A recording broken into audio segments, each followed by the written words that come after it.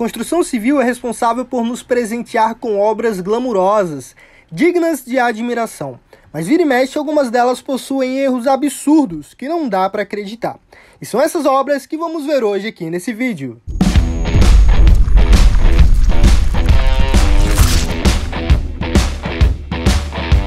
Fala meu brother e minha sister da construção civil, Luiz César aqui. E como você sabe, na vida nem sempre tudo sai como a gente imagina, e na construção civil não é nada diferente. Por isso nesse vídeo eu separei 5 casos de erros absurdos da construção civil que aconteceram e que com certeza vão te deixar perplexos, principalmente o último caso, hein? Então se você ainda não é inscrito nesse canal, aproveita para se inscrever nesse botão vermelho aqui embaixo, que eu tenho certeza que você vai curtir bastante esse vídeo que vai começar agora. Dando início à nossa lista de erros absurdos da construção civil, começamos com a clássica Torre de Pisa, um dos monumentos mais famosos do mundo, que ficou conhecido justamente por um detalhe que não tem nada a ver com a beleza da sua arquitetura ou seu majestoso tamanho, mas sim pelo fato de possuir uma leve inclinação que fez com que a Torre de Pisa seja hoje um dos maiores pontos turísticos da Europa. A Torre de Pisa é um monumento histórico que foi construído na Idade Média com o objetivo de abrigar os sinos da Catedral de Pisa, que é a cidade italiana na qual ela fica situada. Mas um fato super interessante sobre a construção da Torre de Pisa é que ela começou a ser erguida no ano de 1173 e só foi concluída em 1350, ou seja, foram necessários quase 200 anos para que ela ficasse pronta. Mas isso só aconteceu porque durante esse período a obra teve que ser parada constantemente devido a diversas guerras que aconteciam naquela região. Mas por que a Torre de Pisa é torta daquela maneira? Qual problema aconteceu para que ela ficasse daquele jeito? Bom, um dos grandes motivos da inclinação da Torre de Pisa, e que traz ela para a nossa lista de erros absurdos da construção civil, está relacionado à escolha da fundação utilizada para a sustentação da torre, que possui cerca de 56 metros de altura, o equivalente a um prédio de 20 andares. E fica localizada em uma região que possui um solo extremamente fraco, com camadas de argila de baixa resistência. E para completar, a fundação utilizada na Torre de Pisa foi do tipo Zapata, que possui cerca de 3 metros de profundidade. Possuindo então esses dois fatores, uma fundação rasa e um solo arenoso, o resultado não poderia ter sido diferente. Logo na finalização do terceiro andar, quando a construção começou a ganhar um pouco mais de peso, já podia ser notado uma inclinação na torre. E para tentar solucionar o problema, foram feitas diversas intervenções entre 1993 e 2001, onde retiraram porções de terra do lado da torre que estava elevada, o que acabou compensando a inclinação que existia no lado oposto. Ao final das intervenções feitas em 2001, a torre foi reaberta para a visitação, podendo receber agora no máximo até 40 pessoas por vez. O monumento continua sendo monitorado desde então por um grupo de especialistas da Universidade de Pisa, que verificaram em 2018 que a inclinação da torre havia sido reduzida em 0,5 graus, aproximadamente 4 centímetros, garantindo à torre uma sobrevida de mais 200 anos, segundo os especialistas. E em segundo lugar na nossa lista, temos o Hotel Yacht Regency, um hotel que protagonizou uma série de erros, tendo entre eles um desastre que acabou custando a vida de 114 pessoas e deixando mais de 200 feridos. A construção do hotel começou em 1978 e teve a sua inauguração no dia 17 de julho de 1981. Mesmo com esse período de construção relativamente rápido para o edifício de 40 andares, a obra teve vários atrasos. Um deles por conta de um incidente que aconteceu em 79, no qual 250 metros quadrados de teto simplesmente colapsaram e vieram abaixo. Um pequeno prenúncio do maior desastre que aconteceria alguns anos depois. O erro em questão, protagonizado pelo Hotel Yacht Regency, e que traz ele para nossa lista de erros absurdos da construção civil, aconteceu no dia 17 de julho de 1981, quando duas passarelas desabaram uma em cima da outra em direção ao saguão do hotel, matando 114 pessoas e deixando mais de 200 feridos.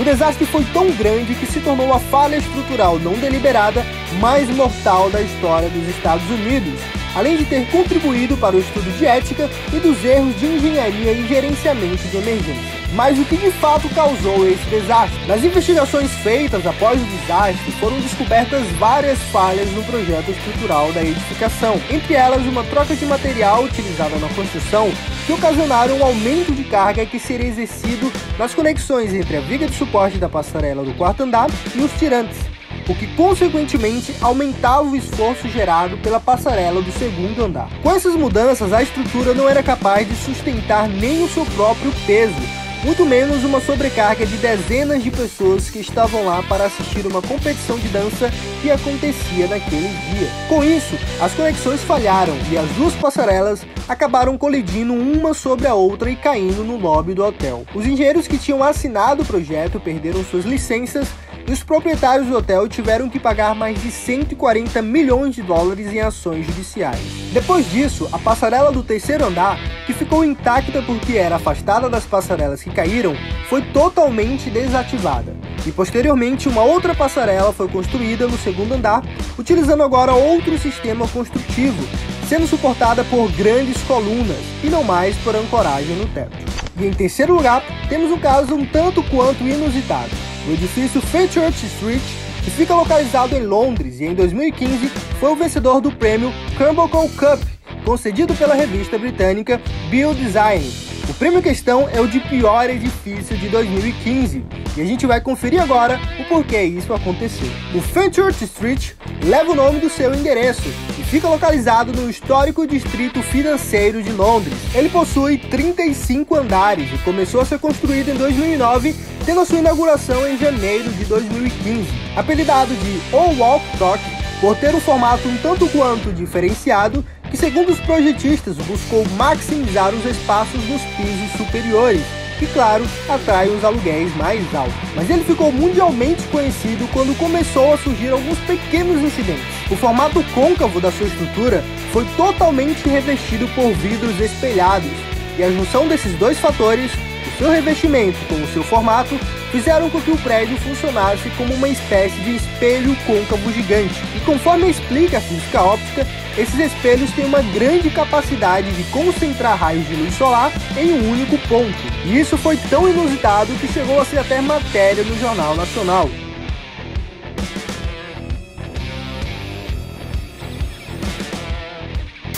Como podemos imaginar, isso proporcionou vários problemas na região.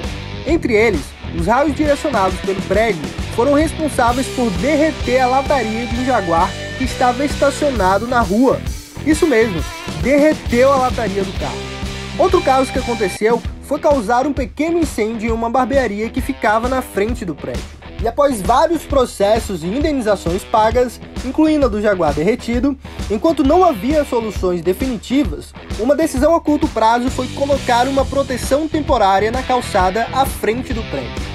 A construtora responsável ficou com a tarefa de reavaliar o projeto arquitetônico para que não houvesse mais problemas. A solução encontrada foi colocar uma espécie de cobertura de tecido nas vidraças, acabando com o problema da reflexão da luz solar. Mas agora o prédio é acusado de direcionar poderosas rajadas de vento para baixo na direção da rua.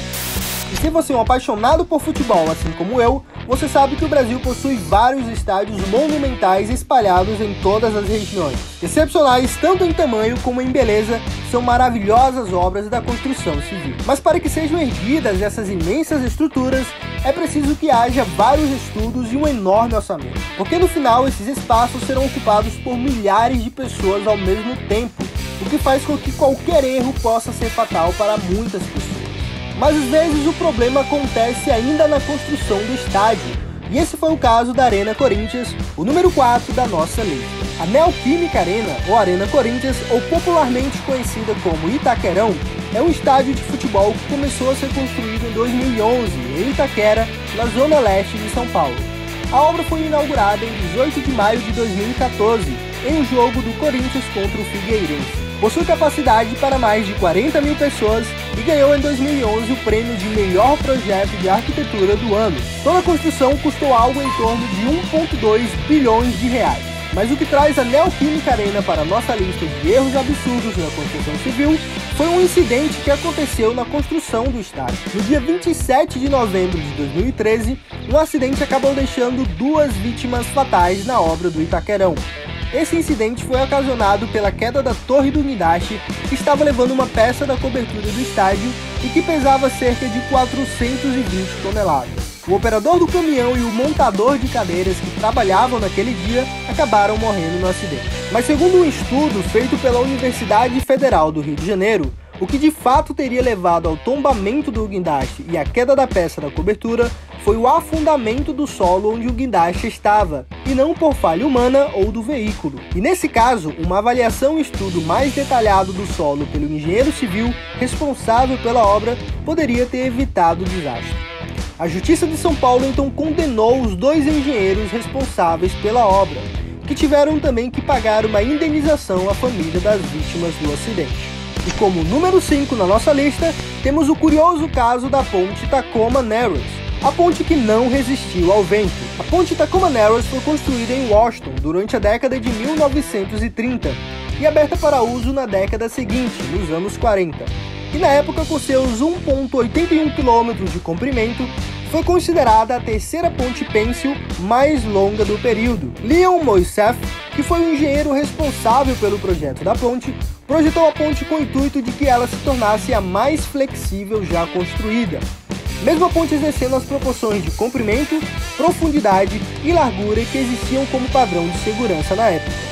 E então, no dia 7 de novembro de 1940, apenas 4 meses depois da ponte ser aberta para uso, a estrutura desabou. Mas por que de fato isso aconteceu? Por que a ponte balançou até cair?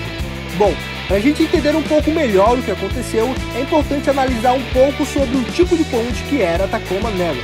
A estrutura escolhida para dar sustentação à ponte Tacoma foi a pêncil.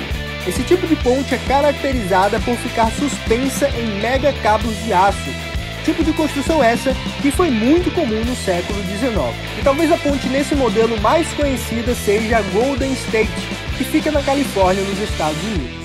Mas por ficar suspensa, esse tipo de ponte demanda um cuidado a mais no seu projeto quanto à resistência da ação do vento. Foi justamente isso que faltou na ponte Tacoma. No dia 7 de novembro de 1940, a ponte foi atingida por fortes rajadas de vento, o que fez com que a ponte começasse a balançar bastante por volta das 10 horas da manhã e teve um colapso total 1 hora depois. Por muito tempo, o motivo da queda daquela ponte foi atribuído exclusivamente ao fenômeno de ressonância, que acontece quando a força do vento aumenta a oscilação da estrutura acima do máximo que ela suporta, até que entre em colapso total. Mas hoje entende-se que, além da ressonância, também ocorreu uma variação na tensão dos cabos que foram utilizados na estrutura. A única vítima fatal dessa tragédia que aconteceu na ponte Tacoma foi um cachorrinho que ficou dentro do carro abandonado no meio da ponte durante o colapso. Por conta da escassez de materiais e da mão de obra que aconteceu no período da Segunda Guerra Mundial, foram necessários 10 anos até que uma nova ponte fosse aberta para tráfego no lugar da antiga Tacoma. Mas com o crescimento da região, a nova ponte acabou excedendo a capacidade de tráfego e foi necessário fazer uma segunda ponte ao lado para dar suporte à região. E graças a Deus, até agora, tudo normal por lá. Bom, e depois de ver essa lista que é de aterrorizar qualquer profissional da construção civil, eu quero que você comente aqui embaixo qual desses erros você achou o mais absurdo e se faltou algum erro absurdo aqui na nossa lista, hein? E claro, se você não é inscrito no nosso canal, não vacila, hein? Não esquece de clicar nesse botãozinho vermelho aí embaixo com o nome inscreva-se, que vai estar ajudando a gente a trazer mais conteúdos e mais vídeos como esse toda semana. Muito obrigado por estar comigo aqui nesse vídeo, eu conto com você, tamo junto e bora pra cima!